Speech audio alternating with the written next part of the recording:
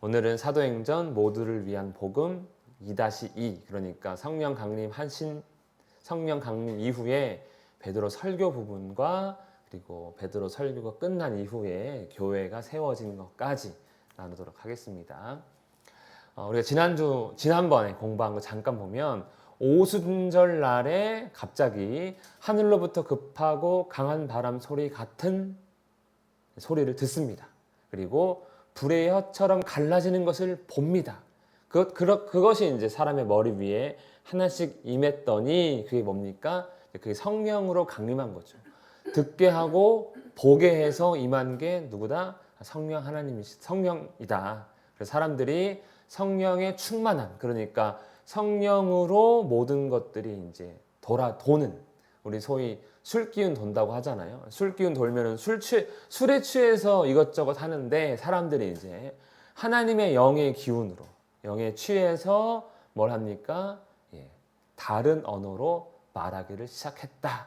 이게 이제 성령 강림 사건입니다. 여기에 대한 사람들의 반응이 있는데 마지막에 13절에 보면 두 가지였어요. 그게 뭐냐면 하나님의 큰 일을 말함을 듣는도다. 그러니까 이 다른 언어로 말하는 걸 듣는 거 보니까 하나님께서 행하신 큰 일에 대한 내용을 쫙 읊었다는 거죠. 그리고 이 언어를 알아듣지 못한 사람들, 그러니까 유대인들이겠죠. 갈릴리 땅에 살아갔던 유대인들이겠죠. 그들은 취해가지고 이상한 소리 하는구나, 혀 말린 소리 하는구나, 이렇게 두 가지 반응이 나타납니다. 그랬더니 이제 베드로가 나서서 소리를 높여 말합니다. 이 일을 너희로 알게 할 것이니 내 말에 귀를 기울이라. 이 일이 어떤 일입니까 지금? 성령 강림한 일이에요. 사람들이 보기에는 각 언어로 말한 일이에요. 특이하잖아요. 갈릴리에 살던 사람들이 예루살렘에 와서 같이 모여서 막 시끌시끌한데 가만 들어보니까 자기들이 온, 여기 성경에 사도행전 기록된 거는 15나라였거든요. 15개국 언어 이상의 말로써 말을 하고 있는데 특이한 거죠. 그러니까 이제 거기에 대해서 내가 해명하겠다. 어떤 일인지 내가 말해주겠다. 그러니까 잘 들어봐라 하고 소리를 높여서 베드로가 말하기 시작합니다. 그러면서 제일 처음에 언급하는 건 뭡니까? 우리는 술 취한 것이 아니다.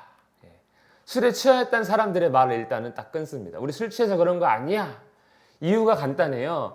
때가 제3신이, 그러니까 오전 9시입니다. 유대인 시간의 기준은 그러니까 여기 로마시니까 0시가 저녁 6시, 오전 6시예요. 그리고 3시니까 이제 제9시, 우리나라는 9시가 되는 거죠. 그러니까 아침부터 술 먹는 사람 어디 있느냐? 우리는 시간적으로도 술 먹은 거 아니다, 술 취한 거 아니다라고 일단은 술에 취했다는 그 반응에 대해서는 이제 탁 지웁니다. 그리고 설명을 하기 시작합니다.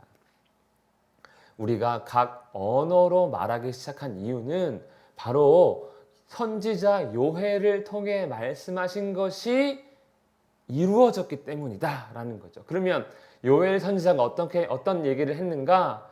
하나님이 말씀하시기를 말세에 내가 내 영을 모든 육체에 부어주리니, 즉 우리가 각 언어로, 외국어로 이렇게 말할 수 있었던 이유는 하나님께서 요엘 선지자를 통해 말씀하신 하나님의 영을 우리에게 부어주셨기 때문에 우리가 이렇게 말할 수 있는 거다라고 시작을 합니다.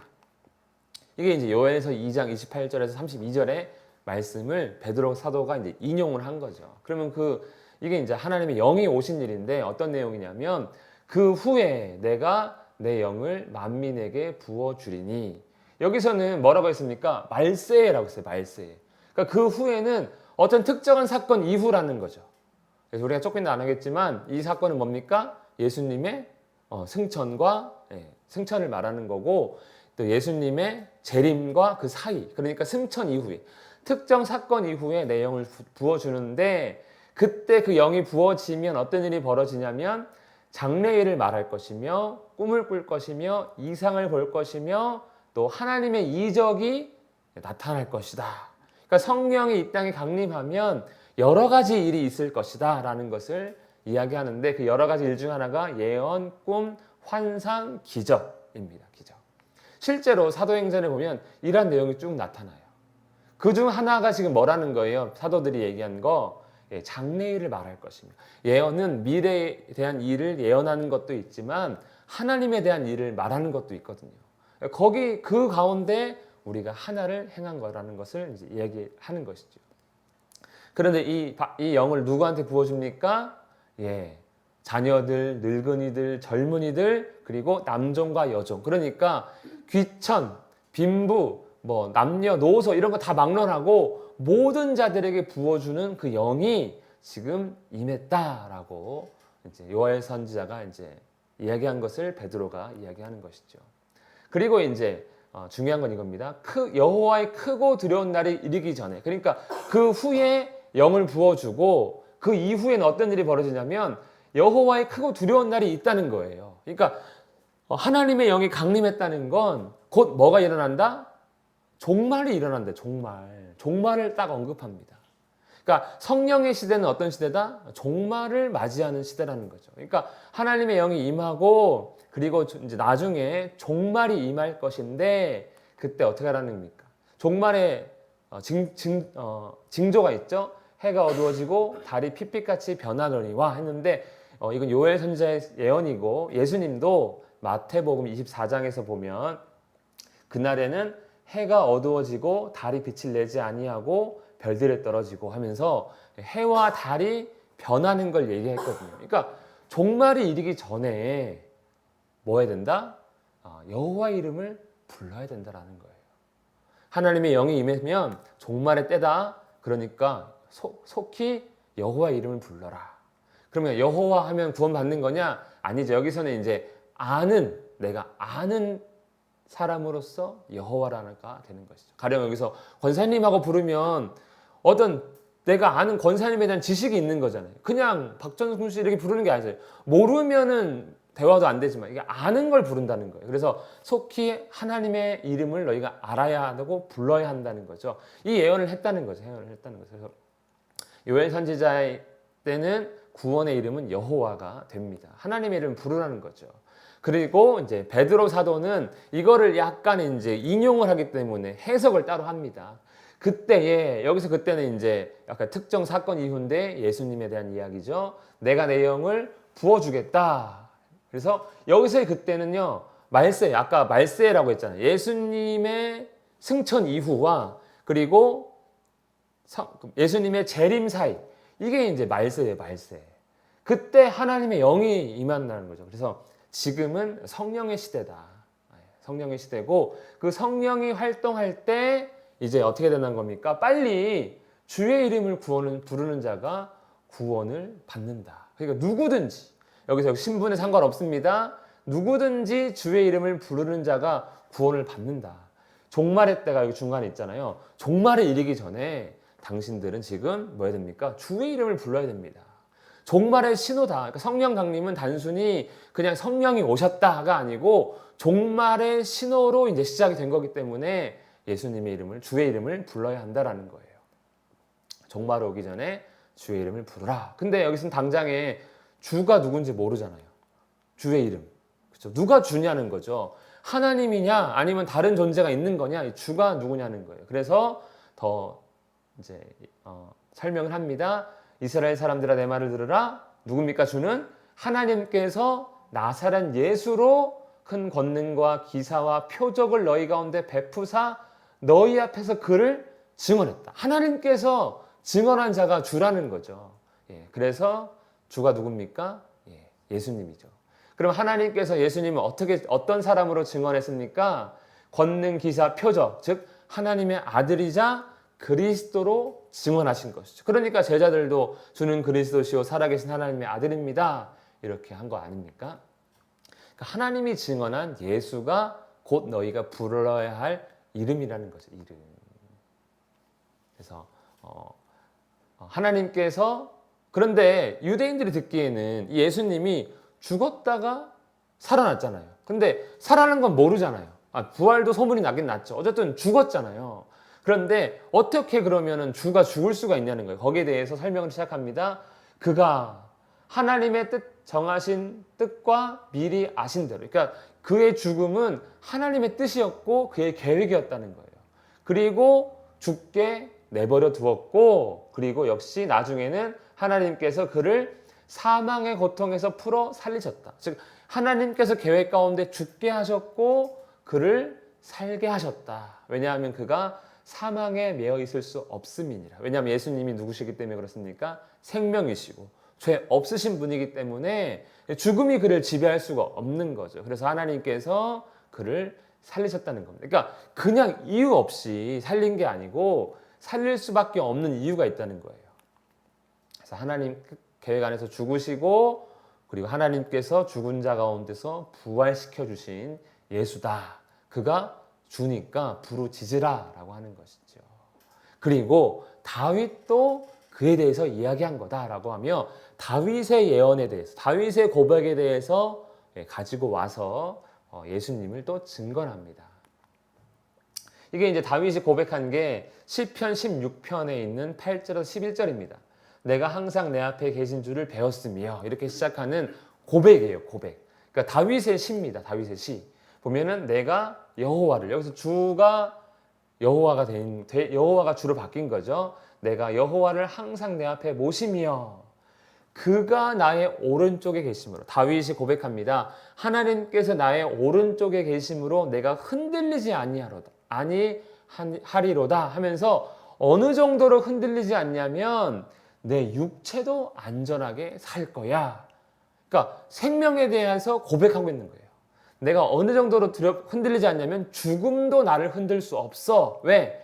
하나님께서 나의 오른쪽에서 나를 지켜주시기 때문에 그렇다 하면서 이는 주께서 내 영혼을 스올에, 지옥에 버리지 아니하시며 주의 거룩한 자를 멸망시키지 않을 것임이니이다 라고 하며 하나님께서 나를 스올에, 그러니까 죽게 내버려 두지 않고 죽더라도 나를 다시 살릴 거라는 그런 고백을 하고 있는 거예요. 근데 이게 다윗의 부활이냐는 거예요. 다윗. 그러니까 다윗이 지금 고백했잖아요. 그런데 다윗이 죽었습니까? 살았습니까? 죽었잖아요. 부활했습니까? 안 했습니까? 안 했잖아요. 예수님 이전에 부활한 자가 없잖아요. 이건 부활 안 했거든요. 그러니까 이 시편은 누구를 가리킨다는 거예요? 그를 가리킨다는 거예요. 그러니까 이전까지 이 시편 16편의 말씀은 다윗이 자기 자신에 대한 고백으로 여겼는데 아니다라고 이제 베드로가 설명을 한 겁니다. 다윗이 고백한 그거는 자기 자신을 가리킨 게 아니고 그를 가리킨 거야. 예수님을 가리킨 거야 라고 베드로가 설명을 해주는 거죠.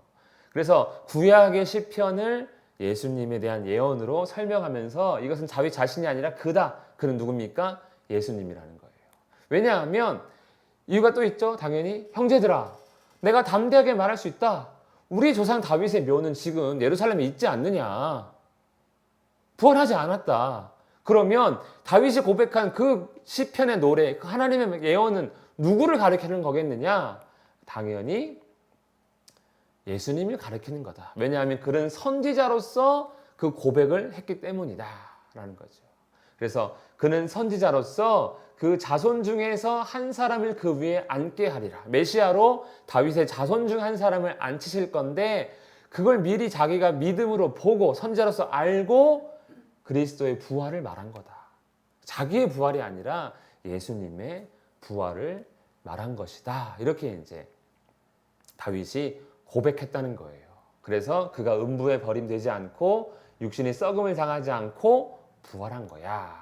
그래서 시편 16편 8절 11절의 다윗의 고백은 자신의 고백이 아니라 그리스도의 부활을 그가 미리 예언한 거다. 했는데 누가 부활했습니까? 예수님이 부활했잖아요. 예수님이. 그런데 문제는 이 사람들이 다 못 봤잖아요. 부활하신 예수님을 승천한 거 없잖아요. 그러니까 우리가 증인이다. 이렇게 해서 예수님이 부활하셨고, 그리고 예수님이 바로 하나님께서 세우신 그 주의 이름을, 하나님께서 구원의 이름으로 주신 자가 누구다? 예수님이다. 이렇게 설명을 하고 있습니다. 그러니까 이제 유대인들에게, 아니면 유대교를 믿는 사람들에게 하나님께서 정작 구원의 이름으로 주신 분은 누구다? 지금 예수님이라는 것을 설명하고 있는 것이죠. 그래서 하나님께서 오른손으로 예수님을 높이사, 그러면 예수님의 이름이 어떻게 주의 이름이 될 수 있는가? 하나님이 그를 높였다라는 거예요. 어떻게 높였습니까? 죽음에서 승리하게 하심으로 높였고 또 승천하게 하심으로 높였다는 거죠. 그래서 그가 권세가 있기 때문에, 하나님의 권세를 그가 잡았기 때문에 어떻게 했다는 겁니까? 그가 약속하신 성령을 아버지께 받아서, 요한복음에 보면은 약속하셨거든요. 내가 또 다른 보혜사를 너에게 보내주겠다 했는데 받아서 이제 보냈다는 거예요. 보고 듣는 이것, 이게 뭡니까 지금? 보고 듣는 이것? 성령. 그러니까 성령 사건은 누가 행한 일이다? 예수께서 행하신 일이다. 하나님께 권세 받아서 예수께서 보내신 일이다. 그래서 예수께서 보내신 이 성령이 곧 종말의 때니까 너희가 빨리 누구의 이름을 부르시더라? 예수님의 이름을 부르짖어라 라고 설명하는 거예요. 그러니까 방언을 우리가 뭐 해야 한다, 뭐 성령 받고 방언해야 된다, 이게 목적이 아니고 성령이 임한 이 때가 이제 종말의 때이기 때문에 속히 구원의 이름을 알고 너희가 부르짖어야 된다라는 거예요. 그래서 다윗은 또 어떻게 합니까? 하늘에 올라가지 못하였으나, 그러니까 여전히 그는 아직 부활하지 못했다는 거죠. 그래서 예언을 계속하는데, 이거는 시편 110편의 내용입니다. 주께서 내 주에게 말씀하시기를 내가 내 원수로 내 발등상이 되게 하기까지 너는 내 우편에 앉으라 하셨도다. 즉 하나님께서 그리스도께 말씀하시기를 누구 우편에 앉아 있다고요?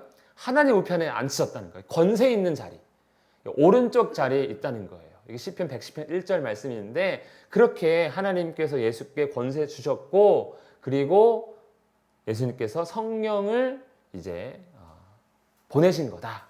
그러므로 이스라엘은 어떻게 하라? 어떻게 해라?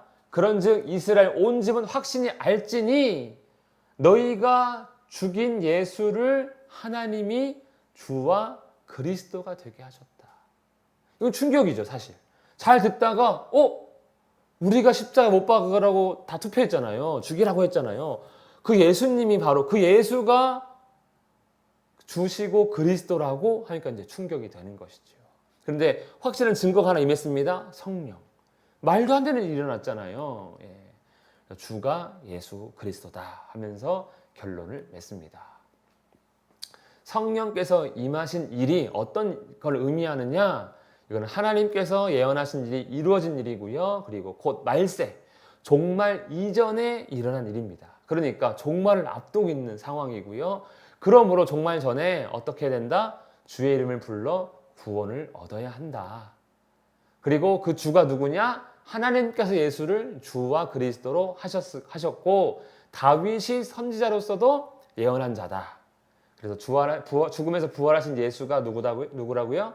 주와 그리스도니까 빨리 예수님을 영접해라, 보내라 알아야 된다는 거죠.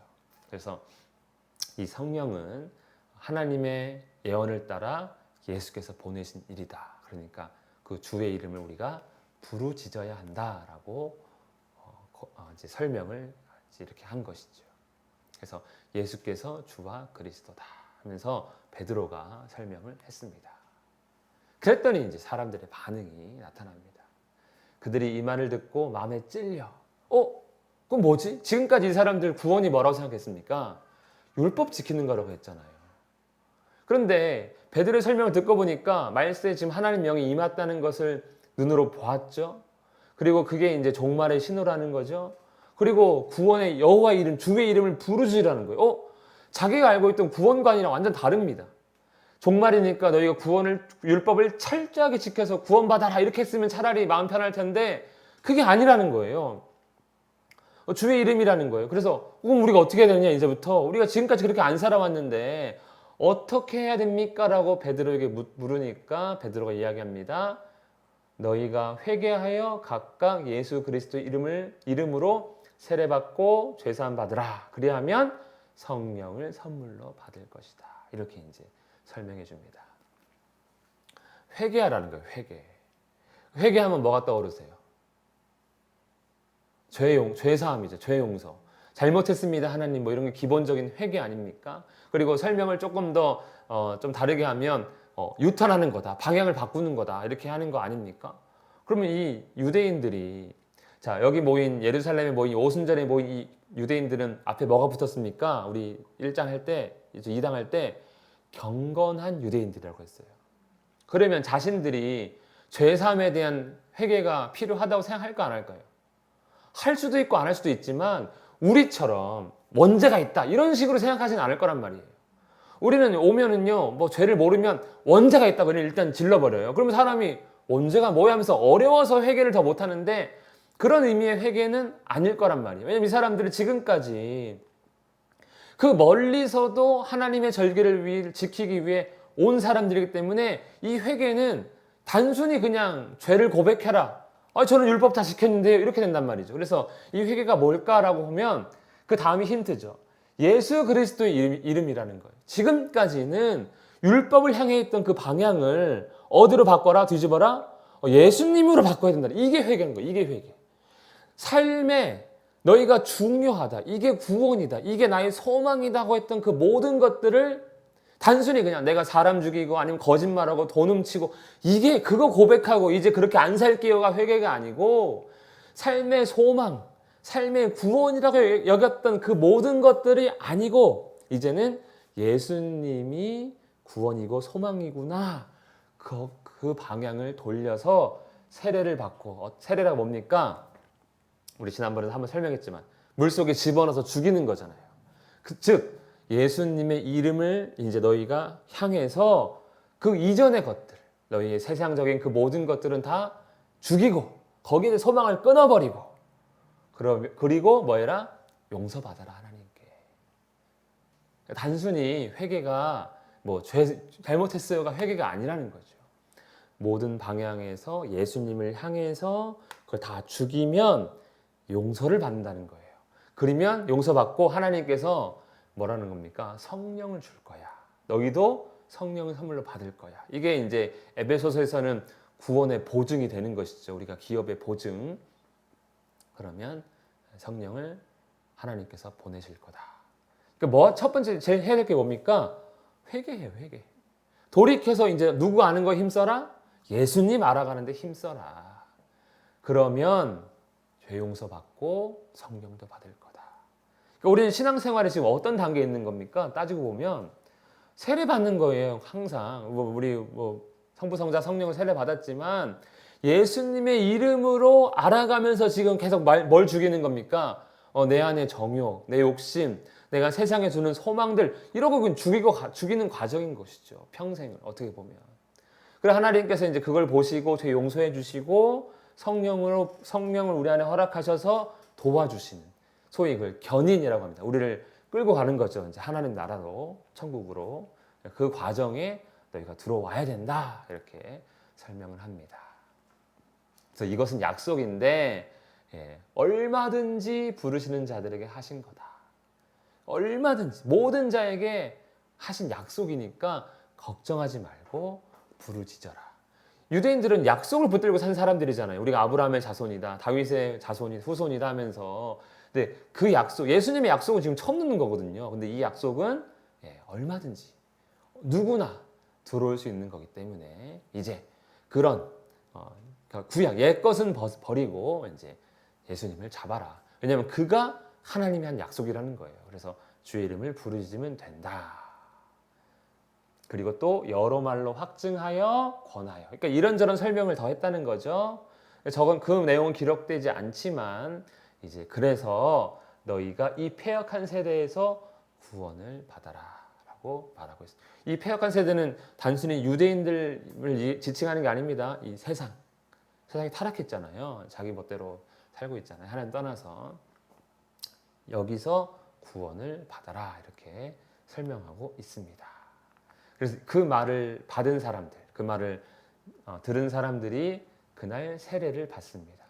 신도수가 3,000이나 더했다고 했어요. 그럼 성령이 다 임했느냐? 그런 기록은 없습니다. 다만 이제 뭡니까? 나 이제 예수님을 알아가고 예수님을 알아가는 힘쓰는 그러한 삶을 살겠습니다라고 딱 세례를 받은 거예요. 저도 이 말씀 준비하면서 이제 세례 교육 지금까지 잘못했구나. 입교 세례 교육 이렇게 그냥 교재 보고 하면 안 되겠다 이 생각이 딱 들더라고요. 요 말, 예수님이 너희 삶의 중심으로 고백하는 거다라는 거죠. 그렇게 했더니 그날 3,000명이 예수님을 따르겠다고, 그의 이름을 알아가겠다고 고백을 하니까 사도들이 어떻게 합니까? 가르쳤습니다. 그건 시작이라는 거죠. 시작이라는 거죠. 그래서 시작해서 그 믿고 세례받는 게 아니라 세례받고 믿는 거예요. 순서상 보니까 그래서 세례받고 가르침을 받아서 그 가르침대로 하는 게 교제, 떡을 떼며, 성찬, 기도 이렇게 세 가지라는 거예요. 그러니까 말씀이 있고요. 말씀의 영향을 받아서 교제, 성도 간의 연합을 의미합니다. 연합. 성찬은 이제 단순히 성찬식을 행하는 것이 아니고 우리 고린도 전서나 우리 지난주 잠깐 나눴지만 설교 때도 뭡니까? 예수 그리스도의 고난의 길을 나도 함께 가고 있습니다라고 하는 고백이라고 했죠. 일종의 거기에 참석하고 그리고 항상 하나를 믿는 믿음의 표현, 그것이 기도입니다. 기도. 그러니까 말씀, 교제, 성찬, 기도 이게 이제 이루어지면서 그들이 예수님을 알아가는데 힘쓴다는 거죠. 교제 단순히 배드민턴 치고 탁구 치고 이런 거 아닌 거 아시죠? 당연한 거죠. 예수님을 알아가는데 가르침뿐만 아니라 자기들의 경험, 그 다음에 어떤 하나님의 역사에 대한 어떤 자신들의 이야기들을 나누고 그리고 떡을 떼며 내가 그리스도의 하나된 몸에 연합되어 있고 하나님을 항상 의지한다에 대한 표현입니다. 그리고 이제 결론으로 뭐가 세워집니까? 이제 교회가 세워지는 거죠. 사람마다 두려워합니다. 이유가 있습니다. 사도들이 나타나면 막 기적과 표적이 나타나는 거예요. 이거 무섭죠. 이게 표적과 기적 나타나면 이게 정상적으로 더 생각해보면 무서울 것 같아요. 왜냐하면 다른 존재잖아요. 나랑은. 그리고 이제 믿는 사람들이 다 함께 있어. 교회가 세워집니다. 그러니까 성령 강림의 첫 번째 열매가 뭡니까? 교회죠, 교회. 첫 번째 열매이자 유일한 열매. 교회가 이제 쭉 확장이 되는 거니까요.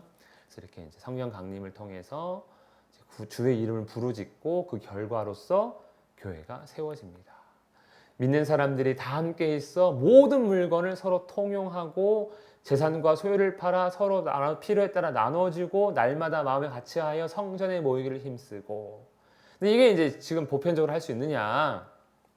그건 안 되죠. 우리 다 예루살렘 가서 살아야 되죠. 그러면 전 세계 예루살렘의 인구 밀도가 엄청나고 아파트값 장난 아닐 겁니다. 그렇게 되면 이거는 그때 거기에 이야기인 거예요. 그때 거기에 맞는 이야기. 여러분 이 사람들이 오순절에 예루살렘에 와서 안 돌아간 거죠. 다시 자기 고향으로. 왜냐면 일단은 사도들의 가르침도 듣고 있고 너무 좋으니까. 그래가지고 이제 자기 재산과 소유라고 하는데 그 고향에 있는 재산이 아닐 거예요. 아마 유대인들, 예루살렘에 있는 사람들 중에 몇몇이 저 재산과 소유를 팔았을 거고, 왜냐하면 다 지금 타국에서 왔잖아요. 자기들이 얼마나 그 비용이 있겠으니까 그 몇몇 사람들의 헌신이라고 저는 생각을 하고요. 그 다음에 이제 날마다 마음을 같이 합니다. 근데 이게 나중에 모자르니까 6장에서 보면은 구제가 좀 잘못 이루어져서 집사가 세워지는 거 아닙니까? 이렇게 합니다. 그때 거기고요. 그럼 지금 여기, 그때 거기와 지금 여기 똑같은 게 뭡니까? 떡을 떼며, 집에서 떡을 떼며. 이건 이제 교회를 의미하는 거고요. 기쁨과 순전한 마음으로 함께 나누고 하나님을 기뻐하고 예배하고 온 백성에게 이 칭송받는 게 좀 어려워요. 우리 여태까지 찬미까지는 좀 하겠어. 근데 온 백성이 우리를 칭송하진 않죠. 엄청 욕을 하고 있죠. 교회가 욕을 먹고 있죠. 우리가 이제 하나님 말씀을 따라서 예수님을 알아가며 서로 사랑하고 하나님을 노래하며 이제 우리 이웃에게 믿지 않는 사람들에게 좀 칭송을 받아야 됩니다. 그리고 그게 우리도 지금 할 수 있는 거죠. 그리고 이제 하나님께서 구원의 역사를 더하십니다. 구원이 이제 일어나야 되는 거죠. 그게 선순환인 거죠. 교회를 보고 이제 구원이 더 나타나고. 그래서 종말에 주의 이름을 불러야 하는 것이죠. 그래서 성령께서 임하셔서 하신 일이 뭐라는 겁니까? 결국에는 종말이다. 주의 이름을 불러라. 그러면 구원을 얻고 그리고 교회, 하나님의 그리스도의 몸된 교회가 되는 거다. 이렇게 우리가 생각할 수 있습니다. 오늘은 여기까지 하겠습니다.